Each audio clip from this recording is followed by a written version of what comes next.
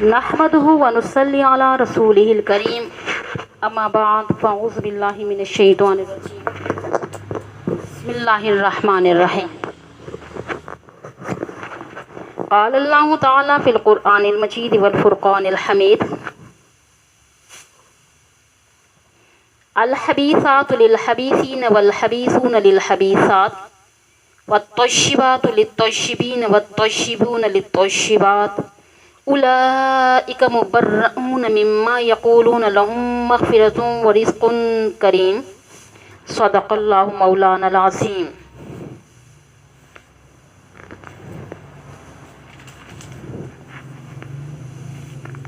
تیری پاکیزگی پر نطق فطرت نے شہادت دی، تجھے عظمت عطا کی عافیت بخشی فضیلت دی۔ تیری اگر سحر پرور ادا پر حرف آ جاتا، خدا کا انتخابی فیصلہ محدوش کہلاتا۔ خدائے لم یزل کا بارہا تجھ پہ سلام آیا، مبارک ہیں وہ لب جن پر ادب سے تیرا نام آیا۔ رسول اللہ نے رکھا ہے صدیقہ لقب تیرا، فقط فرشی نہیں عرشی بھی کرتے ہیں ادب تیرا۔ شرف تیرے دوپٹے نے یہ جنگ بدر میں پایا، شرف تیرے دوپٹے نے یہ جنگ بدر میں پایا، اسے پرچم بنا کے محبر صادق نے لہرایا۔ تیرا حجرہ امین خاص ہے ذات رسالت کا، بساط عرض پہ ٹکڑا یہی ہے باغ جنت کا۔ اسی میں رحمت للعالمین رہتے تھے رہتے ہیں، تیرا حجرہ ہے جس کو گنبد ہزاراں بھی کہتے ہیں۔ اسی سے حشر کے دن سرور کونین اٹھیں گے، مگر تنہا نہ اٹھیں گے، معہ شیخین اٹھیں گے۔ تیری رحمت قدا سے مغفرت کی ابتدا ہوگی، اور اسی پر امتوں کی عافیت کی انتہا ہوگی۔ حضرت عائشہ صدیقہ ام المؤمنین یعنی تمام مسلمانوں کی ماں ہیں اور امت کی محسنہ اور چہتی بیوی ہیں۔ ان سے محبت و عقیدت ایمان کی نشانی ہے، ان سے بغض و عداوت ایمان کے ضائع ہونے کی بات ہے۔ فرمایا اللہ رب العزت نے النبی اولیٰ بالمؤمنین من انفسہم وازواجہ امہاتہم، 21واں پارہ آیت نمبر 6 سورۃ الاحزاب، یعنی مومنوں کے ساتھ خود ان کے نفس سے بھی زیادہ تعلق رکھتے ہیں۔ نبی مومنوں کے ساتھ خود ان کے نفس سے بھی زیادہ تعلق رکھتے ہیں، اور آپ کی بیویاں ان کی مائیں ہیں۔ بہرحال مسلمانوں پر اس کی اپنی جان سے بھی زیادہ حق نبی کا ہے، اور آپ کی اطاعت ہر حال میں واجب ہے، اور ادب احترام اس سے بھی زیادہ ضروری ہے۔ اسی طرح ازواج نبی صلی اللہ علیہ وآلہ وسلم کا ادب احترام بھی ماؤں کی طرح لازم و واجب ہے۔ حضرت عائشہ صدیقہ کی شان عالی یہ ہے کہ جب منافقین نے ان پہ تہمت لگائی اور کچھ سادہ مسلمان بھی منافقین کے پروپیگنڈے کے جال میں آ گئے، اور اللہ تعالیٰ نے سورہ نور کی بہت سی آیات حضرت عائشہ صدیقہ کی عفت و پاک دامنی کی صفائی کے لیے بطور سند و سرٹیفکیٹ کے نازل فرمائیں۔ حضرت عائشہ صدیقہ کی عظیم المرتبت ہونے کی ایک اور دلیل یہ بھی ہے کہ حضور صلی اللہ علیہ وآلہ وسلم کے آخری لمحات ان کے ساتھ گزرے، اور حضور کی آخری آرام گاہ روضہ اقدس کے لیے حضرت عائشہ صدیقہ کا انتخاب ہوا حجرہ۔ حضرت عائشہ صدیقہ رضی اللہ تعالیٰ عنہ کی ولادت و نکاح و رخصتی ماہ شوال المکرم میں ہوئی، اور یہ بھی عجب اتفاق ہے کہ البتہ وفات ماہ رمضان میں ہوئی۔ حضرت عائشہ صدیقہ کا علمی و فقہی مقام اتنا بلند تھا کہ بڑے بڑے جلیل القدر صحابہ بھی ان سے مسائل و فتاوی معلوم کیا کرتے تھے۔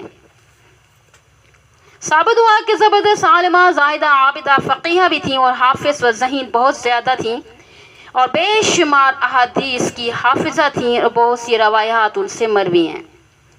حضرت عائشہ صدیقہ بچپن سے ہی ایک پاکیزہ و صاف ستھرے گھرانہ میں رہیں، اور اپنے عظیم والد کی تربیت سے اس میں اور بھی اضافہ ہو گیا۔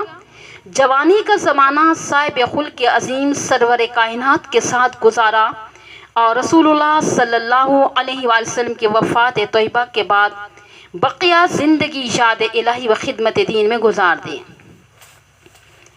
حضرت ابو موسیٰ اشعری رضی اللہ تعالیٰ فرماتے ہیں کہ مہا اشکل علینا اصحاب محمد صلی اللہ علیہ وسلم حدث قط فسلناه عائشة إلا وجدنا عندها منه علما۔ سنن ترمذی۔ اور ہم محمد صلی اللہ علیہ وسلم کے ساتھیوں کو جب کوئی مسئلہ جدید پیش آتا تو ہم حضرت عائشہ صدیقہ سے اس کے بارے میں پوچھتے تو ان کے پاس جواب ملتا۔ حضرت مسروق بن اجدع شاگرد رشید عائشہ رضی اللہ تعالیٰ عنہ فرماتے ہیں کہ میں نے حضرت عائشہ صدیقہ سے فرائض کے مسائل بڑے بڑے صحابہ کو پوچھتے دیکھا۔ حضرت امام زہری رضی اللہ تعالیٰ فرماتے ہیں کہ تمام ازواج مطہرات بلکہ تمام خواتین کا اگر علم جمع کیا جائے تو حضرت عائشہ صدیقہ کا علم سب سے افضل ہوگا۔ ابن سعد لکھتے ہیں کہ حضرت عائشہ صدیقہ عہد صدیقی، فاروقی و عثمانی میں مستقل طور پر منصب افتاح پر ممتاز تھیں اور تا حیات ان کا یہ فیض جاری رہا۔ حضرت ابو سلمہ تابعی سے روایت ہے، ام المؤمنین عائشہ صدیقہ نے فرمایا کہ ایک دن مجھ سے حضور صلی اللہ علیہ وآلہ وسلم نے فرمایا، عائشہ یہ جبرائیل یہاں میرے سامنے ہیں اور تم کو سلام کہتے ہیں۔ عائشہ نے سلام کے جواب میں کہا کہ وعلیہ السلام ورحمۃ اللہ، اور جبرائیل پر بھی اللہ کی سلامتی اور رحمت نازل ہو۔ حضرت عائشہ صدیقہ کہتی ہیں کہ حضرت صلی اللہ علیہ وآلہ وسلم جبرائیل علیہ السلام کو دیکھ رہے تھے اور میں ان کو نہیں دیکھ رہی تھی۔ بخاری و مسلم بحوالہ مشکات شریف۔ بہرحال حضرت عائشہ صدیقہ بیان کرتی ہیں کہ رسول اللہ صلی اللہ علیہ وسلم نے ایک روز مجھ سے فرمایا کہ 3 رات مسلسل تمہیں میرے خواب میں لایا گیا، جس کی صورت یہ تھی کہ ایک فرشتہ نہایت شاندار ریشمی کپڑے پر تمہاری تصویر کو میرے سامنے لاتا اور مجھ سے کہتا کہ یہ تصویر تمہارے ہونے والی بیوی کی ہے۔ جب میں تصویر کا پردہ اٹھا کر تمہارا چہرہ دیکھتا ہو تو ہو بہو تمہارا ہی چہرہ ہوتا تھا۔ پھر میں فرشتے کے جواب میں کہہ دیا کرتا تھا کہ اگر یہ خواب اللہ کی طرف سے ہے تو وہ خود ہی اس کو پورا کرے گا، یعنی اس معاملے کو تکمیل تک پہنچائے گا اور اس عورت سے میرے نکاح کے اسباب پیدا فرمائے گا۔ یہ بھی مظاہر حق شرح مشکات شریف جلد نمبر 5۔ ایک روایت میں حضرت عائشہ صدیقہ بیان فرماتی ہیں کہ جب اللہ تعالیٰ کی طرف سے رسول اللہ صلی اللہ علیہ وآلہ وسلم کو حکم ہوا کہ مجھ یعنی عائشہ سے نکاح کریں تو حضرت جبرائیل علیہ السلام اپنی ہتھیلی پر میری تصویر حضرت صلی اللہ علیہ وآلہ وسلم کے خواب میں لے کر آئے۔ جی ہاں، یاد رکھیے کہ جاندار چیز کی تصویر کا بنانا رکھنا ہر حال میں حرام ہے سوائے مجبوری کی حالت میں، یعنی مجبوری کون سی، یا پاسپورٹ، شناختی کارڈ وغیرہ۔ اور حدیث میں یہ جو تصویر کا ذکر آیا وہ خواب کی حالت کا ذکر ہے، احکامات کا تعلق بیداری سے ہے۔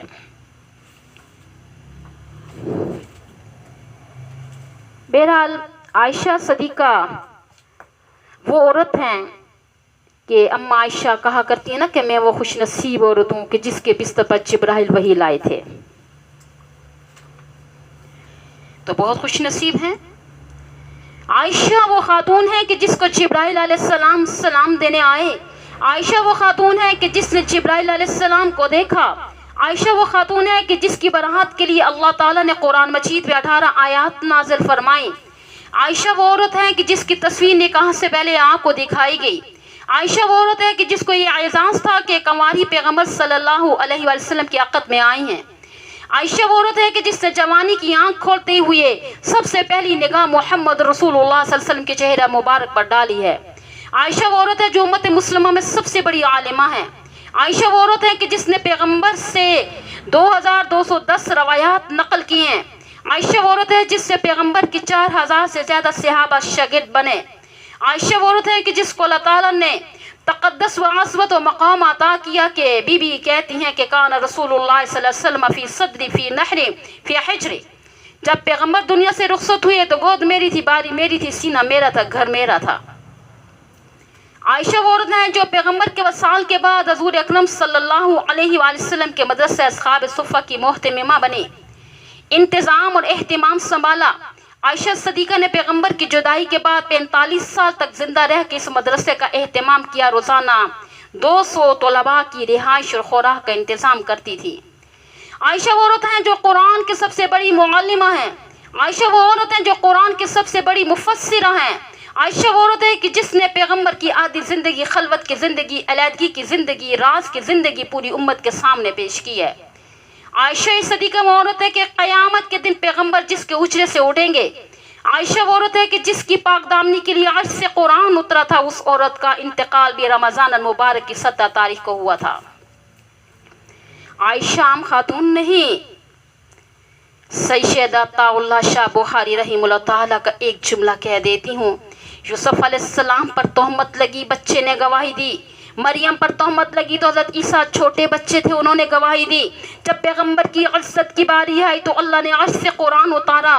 بخاری مرحوم کہتے تھے چاہے بچوں سے گواہی دلوا دے، چاہے اللہ کوئی اور طریقہ استعمال کرے، اللہ چاہتے تو پیغمبر کے دل پہ القاء کر دیتے۔ اماں عائشہ بھی کہتی ہیں جب مجھ پر ظالموں نے الزام اور یہ تہمت لگائی کہ 1 مہینے تک روتی رہی۔ بی بی کہتی ہیں کہ 2 راتیں ایک دن ایسے آئے کہ میں نے نیند کا سرما نہیں ڈالا۔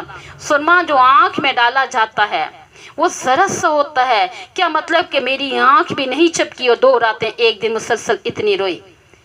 میری آنکھوں کے آنسو خشک ہو گئے۔ باپ نے کہہ دیا عائشہ چلی جا، اٹھ میرے گھر سے، میں پیغمبر کو جا کر کیا جواب دوں؟ امی جواب نہیں دیتی، پیغمبر خاموش ہو جاتے، کوئی گفتگو نہیں کرتے۔ حقیقت یہ ہے کہ تاریخ میں ایسا المناک صحنہ کسی عورت کے ساتھ پیش نہیں آیا جو اماں عائشہ صدیقہ کے ساتھ پیش آیا۔ منافق ہیں کہ مدینہ میں الزام لگا رہے ہیں کہ حضور صلی اللہ علیہ وآلہ وسلم بے-تابی کے عالم میں ہیں۔ بلاخر پیغمبر صلی اللہ علیہ وسلم کی یاروں سے پوچھتے ہیں کیا کروں صدیق کیا کروں؟ جواب دیا سر جھکا کہ میری تو بیٹی ہے، میں کچھ نہیں کہتا، جو آپ کا فیصلہ ہو مجھے قبول ہے۔ عثمان کیا کروں؟ محبوب میں تو اتنا جانتا ہوں کہ ایک دفعہ آپ مسجد میں تشریف لائے تھے، آپ کے جوتے مبارک کے تلوے پہ تھوڑی سی تھوک شا گلی میں پڑی غلاظت لگی ہوئی تھی، جبرائیل علیہ السلام نے روک دیا تھا آپ مسجد میں نہ جائیں، جوتا باہر اتار دیجئے۔ جو خدا آپ کے قدموں میں ایسا جوتا برداشت نہیں کرتا وہ اللہ آپ کے بستر پر ناپاک بیوی بھی برداشت نہیں کرتا۔ علی تو بتا میں کیا کروں؟ حیدر نے 2 جواب دیے۔ ایک جواب یہ دیا اللہ کے رسول آپ اتنے پریشان کیوں ہیں؟ اگر آپ پریشان ہیں تو آپ چھوڑ دیں، آپ کو بیویوں کی کوئی کمی تو نہیں، جو پیغمبر صلی اللہ علیہ وسلم کو تسلی کے لیے جملہ کہا تھا۔